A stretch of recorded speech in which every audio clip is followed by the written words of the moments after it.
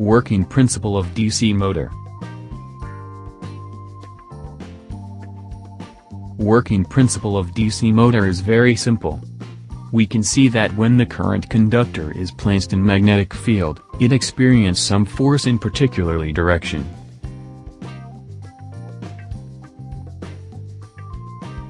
The very basic construction of a DC motor contains a current-carrying armature, which is connected to the supply and through commutator segments and brushes. The armature is placed between north and south pole of a permanent or an electromagnet, in elementary model. One single turn of conductor is placed between two opposite poles. If we start to supply DC, via commutator system, current will start to flow. As we see, positive terminal of a battery is connected to left conductor of a turn, and negative terminal is connected to right conductor of a turn. As we see in model, north pole of the magnet is placed near left side, and south pole is placed near right side of the turn. Current in left side flows inward, and current in right side flows outward. As we see, conductor is carrying current and they placed in magnetic field. Both of them experienced mechanical force acted on them. Direction of mechanical force can be easily determined by applying Fleming's left-hand rule. To do this, spread out your left thumb, forefinger, and second finger so they are all at 90 degrees to one another.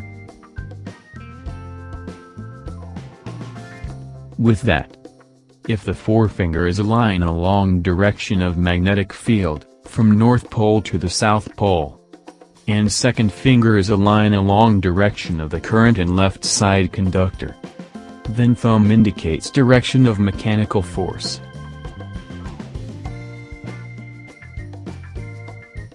Similarly, if the forefinger is aligned along direction of magnetic field, from north pole to the south pole, and second finger is aligned along direction of the current and right side conductor, then thumb indicates direction of mechanical force.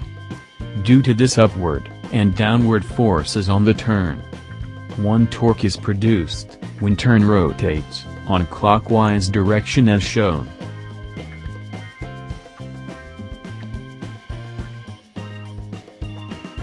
After rotation of the turn comes to vertical position in respect of the magnetic field. At this position there is no current in conductor because turn, conductor and brushes rest between two commutators.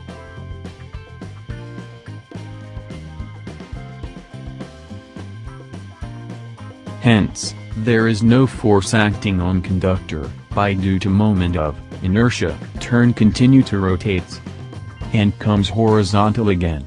Position of conductor has been changed here. That means conductor which was previously in left position comes to right position, and which was previously in right position comes to left position. At that position, we can determine mechanical force, with applying Fleming's left-hand rule. Let's do that. To do this, spread out your left thumb, forefinger, and second finger, so they are all at 90 degrees to one to another. So if forefinger is aligned in direction of magnetic field, that is, from north pole to south pole, and second finger is aligned in direction of a current in the left side conductor, then thumb indicates direction of mechanical force. This is clearly upward here. So if forefinger is aligned in direction of magnetic field, that is, from north pole to south pole, and second finger is aligned in direction of a current in the right side conductor, then thumb indicates direction of mechanical force. This is clearly downward here. Do this upward and downward forces, turn, tends to rotate in clockwise direction.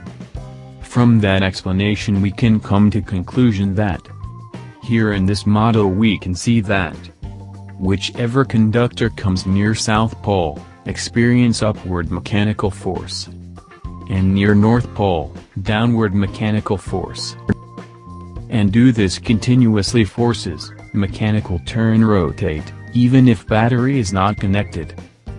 Particularly DC motor rotates at the same principle like this elementary model.